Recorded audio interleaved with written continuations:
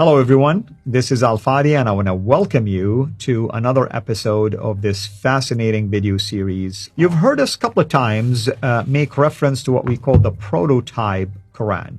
Well, today we are going now to begin to address what is meant by the prototype. Of course, with me here in studios, no other than Dr. J. Smith. Brother, welcome back as always.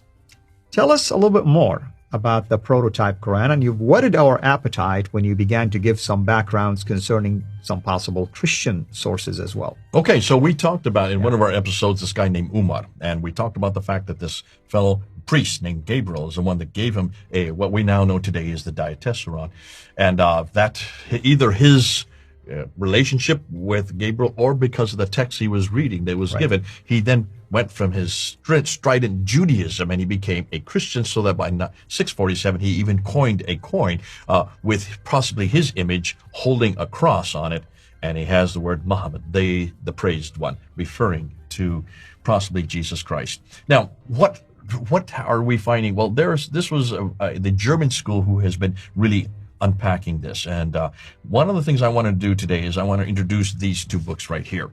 This book here is called A Challenge to Islam for Reformation, which is a terrible title, actually, to tell you the truth. But it's the other text that's underneath that's actually what it's all about. Let me just read it. It says, the rediscovery and reliable reconstruction of a comprehensive pre-Islamic Christian hymnal hidden in the Quran under earliest Islamic reinterpretations. So it's a book about the Quran, really. I mean, the big title make you think like you're talking about reforming Islam. You're talking about the Quran here. And I encourage everybody to get this book. It's an amazing book. Yeah, because who is it that authored this book? This was created in 1970 by a man named Dr. Gunter Luling. Dr. Gunter Luling was a German scholar who wrote a PhD thesis, and this is his PhD thesis. Now, it was written in German. You can see it's a pretty long thesis. What did he do? Well, he was the first to actually ask the question we've been asking: where is that proto-Quran? Where is that Ur-Quran? Where is the archetype that Van Putten talks about in our first episode? He was asking that question in 1970s. We're talking about 50 years ago. And he wrote this thesis. This thesis was awarded the Opus Eximium. Let me read it right to say it right. Opus Eximium. Opus Eximium is the highest you can get for any thesis there in Germany. If you get Opus Eximium, you are automatically given a professorship in the institution. To teach. Yeah. You're given a professorship. He was not given a professorship. Why is that? Well, in 1972, 2 years later, he was thrown out of the university. Wow. No one told him why. They would not explain it to him. I went to see him in I think it was 98 or 99. I went to Germany. I went with a colleague of mine. We went to actually see Dr. Gunter Luling. Dr. Gunter Luling wanted to introduce me to him.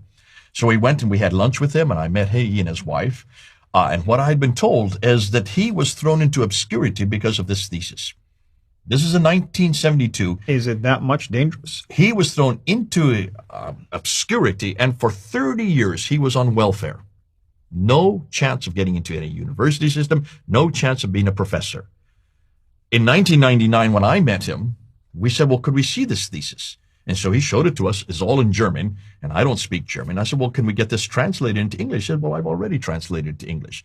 I said, well, give it to us. We would like to then rework it so that it's readable, because when I started reading it, he had one sentence 400 words long, as Germans tend to do. 400 words. By the time you get to the end of the sentence, I couldn't even remember what we started out with. So we took it back. He said, give it back, and we took it back to London, and we pared it down using German speakers who understood still academic material, but they understood how to bring it down to so people like you and me can read it. And then we gave it back to him, and he sent it, and he wanted to get it published. He got it published in India. So this is published in India. That's the only place that would publish it. You can see this is by Motilal Banarsidass Publishers in Delhi. They published it for him. Get this book, because you're not going to find many copies left anymore. I'm saying every one of you grab this book. You can still get it on Amazon.com. There's still a few copies left before this becomes a treasure trove. Because what he did was very simple. He said, if we cannot understand a lot of the meaning of the Quran, there's about 25% of the Quran you can't even understand. But he was not interested in that. He was more interested in where did this Quran come from? Because it didn't just come out ex nihilo, out of somewhere. And he also said a lot of this stuff looked like it's borrowed. In fact, he started looking at the poetry, the beautiful poetry that Muslims say, how could a man who can't even write such beautiful poetry? Mm-hmm. And he said, well, that's true. I've seen that poetry before. Now, see, he was a Syriac scholar. And so what he did is he decided to take off the dots. Remember we talked about the dots? Right. So he went backward, basically, took the dots off. He took the dots and he took the vowels off.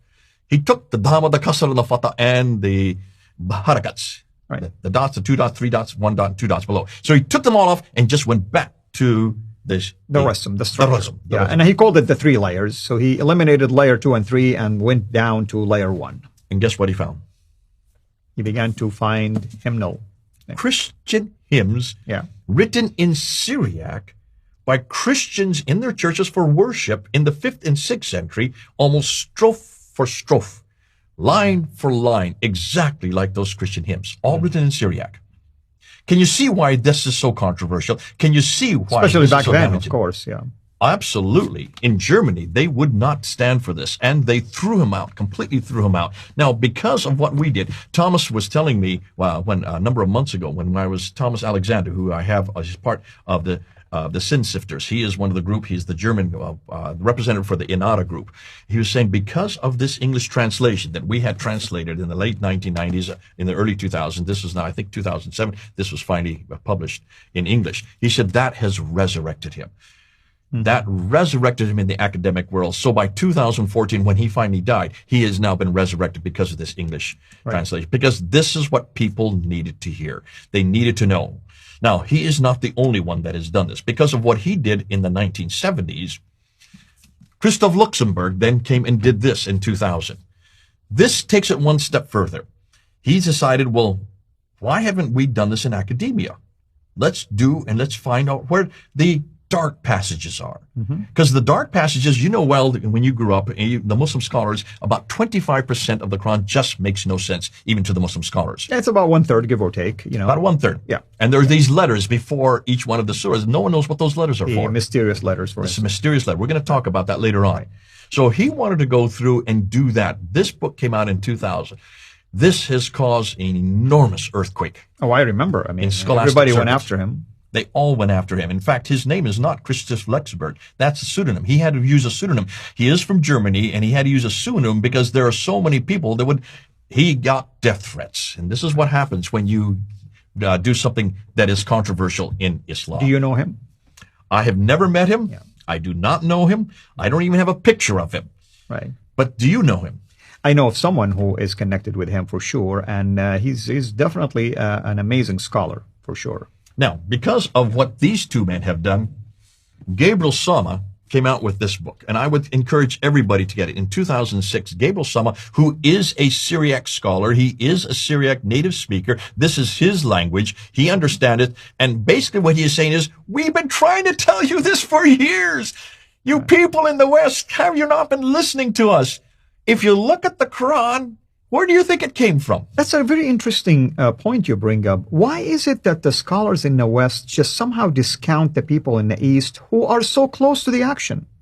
Because of what the people in the East have been trying to tell us. The Syriac scholars have been saying, folks, you don't want to listen to us.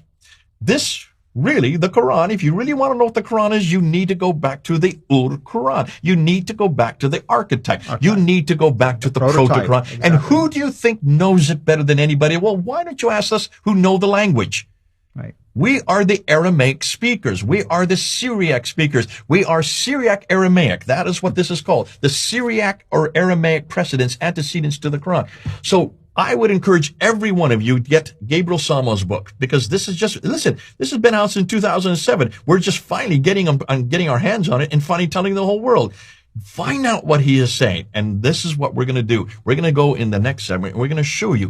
In fact, what I'm going to do, instead of doing Gabriel Sama, I'm going to show you what Christoph Luxemburg, how he came and what he did. In the next segment, let's look through, because he did 7 different things. Before we even get there, we want to address the academic attack.